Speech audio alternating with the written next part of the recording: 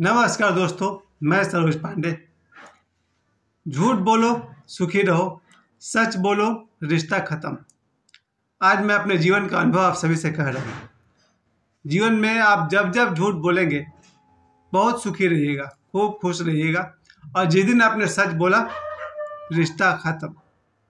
लेकिन फिर भी मेरे जीवन में ऐसा एक इंसान है, और एक नहीं है, अनेक है, जिसके सामने मैं सच ही बोलता हूँ।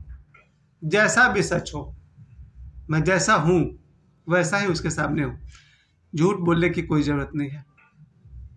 अब सच बोलने से रिश्ता टूटता है तो टूट जाए, लेकिन ये 50 साल की ज़िंदगी में तो मैंने आज मैं आपको कम से कम 10 लोगों के बारे में बताना चाहता हूँ जिन्होंने सच बोला और उसकी भारी कीमत चुकाई। यानी कि जिन 10 लोगों ने सच बोला उनका जीवन नष्ट हो गया, बर्बाद हो गया, और उनके रिश्ते नाते सब खत्म हो गए। अब जाके इस उम्र में मुझे समझ में आई है कि चाहे जो हो जाए, अगर समाज परिवार में टिकना है तो सच नहीं बोलना चाहिए।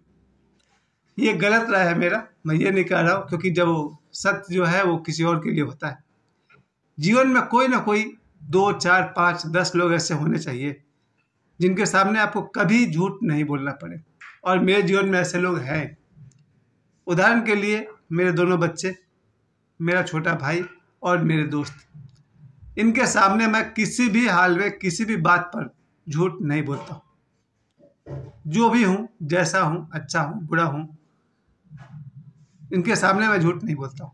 इसकी शुरुआत हुई थी जब मेरे छोटे भाई ने मुझसे एक दिन कहा था कि अगर आप धनबाद जा रहे हैं तो आप घर में ये बोलकर मत जाइए कि हम सिंदरी जा रहे हैं, क्योंकि अगर आप धनबाद जाते हैं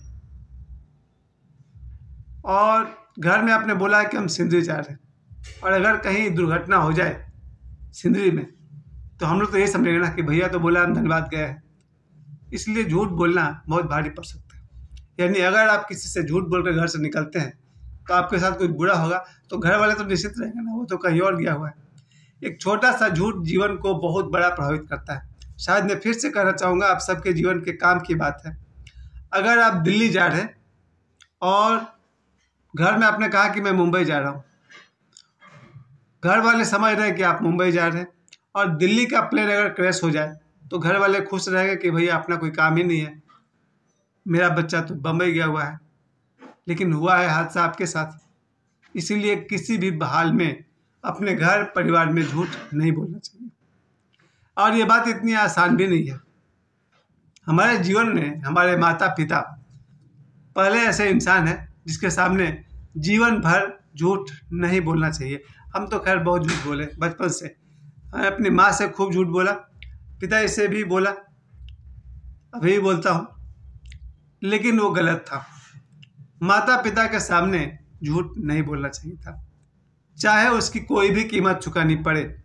अपने माता पिता के साथ सामने मुझे झूठ नहीं बोलना चाहिए था, क्योंकि किसी भी तरह से हमारे माता पिता हमारे हितैषी ही होते हैं। 100 में 99% चांस तो यही है कि आपके माता पिता आपके शुभ चिंतक ही होते हैं, हितैषी होते हैं। शायद कोई 100 में 1 माता पिता होते होंगे जो अपने बच्चों के दुश्मन होंगे। लेकिन मेरा अपना अनुभव जहाँ तक है, माता पिता के सामने पूरा सच बोलना चाहिए। मैंने नहीं बोला, बहुत छोटी बात है, मैंने नहीं बोला। तब मैं सिनेमा हॉल जाता था सिनेमा देखने, तो माँ पूछती थी कहाँ जा रहे हो, तो हम बोलते थे कहीं और जाते थे सिनेमा हॉल। इससे ज़्यादा कोई बड़ा झूठ मैंने नहीं बोला है। इसलिए मुझे अब तक इस बात के लिए बहुत खुशी है कि मैंने अपनी माँ से और अपने पिताजी से झूठ नहीं बोला है, और अभी भी। और ये बात मैं वीडियो बनाने का मकसद मेरा ये भी है कि जहाँ जहाँ मैंने झूठ बोला है वहाँ मेरा रिश्ता फल फूल रहा है, बहुत मज़े में हूँ और सुखी हूँ, आगे भी सुखी रहूँगा। लेकिन सच बोला और रिश्ता खत्म। इसलिए बच्चों नहीं, मेरे दोस्तों, सच बोलो और रिलेशन फिनिश। क्या बचाना चाहते हैं आप, सच या रिश्ता? मेरे अपने नज़र में मेरा अपना जीवन है, मेरे 2 बच्चे मेरे साथ हैं, और मेरे बारे में वो 100% जानते हैं मुझसे ही, थ्रू मी। मेरे बच्चे किसी और के थ्रू मुझे नहीं जानते। अगर कोई और आदमी, कोई भी हो, मेरे बच्चों को मेरे बारे में बताए तो उन्हें सिर्फ हंसी आएगी। क्योंकि मेरे बारे में बताने के लिए बच्चों को किसी थर्ड पार्टी की ज़रूरत नहीं है। मेरा बेटा मेरे बारे में सब कुछ जानता है, फेस टू फेस। ऐसी कोई एक बात नहीं होगी जो मेरा बेटा मुझसे नहीं जानता होगा और उसे कोई और बताएगा कि तुम्हारा बाप ऐसा है। इसकी कोई ज़रूरत नहीं। मेरी बेटी को कोई आदमी मुझसे बताए कि तुम्हारा बाप ऐसा है, इसकी कोई ज़रूरत नहीं है। वो मेरे बारे में 100% जानती है। अपने बाप के बारे में जानने के लिए उसे किसी थर्ड पार्टी की ज़रूरत नहीं है। ये बात मैंने बहुत पहले अपने बच्चों को सिखाई थी कि चाहे जो हो जाए, थोड़ा झगड़ा हो जाए, थोड़ी मारपीट हो जाए, लेकिन अपने बच्चों में और मेरे बीच में झूठ नहीं आएगा। आपको आश्चर्य होगा, मेरे पास जो भी पैसे होते हैं वो सारे पैसे जितने भी हैं 100, 200, 500, 1000 अलमारी में हैं और मेरे बच्चे या मैं कोई पर्दा नहीं रखता हूँ। ये बात मैं फिर से कहना चाहता हूँ कि जितने भी माता पिता हैं संभवतः उनके बारे में उनके बच्चे नहीं जानते होंगे, शायद जानना भी नहीं चाहिए। आप लोग जो भी समझदार लोग हैं, प्रैक्टिकल लोग हैं, वो तो कहेंगे भाई बच्चों और माँ बाप के बीच डिस्टेंस होना चाहिए।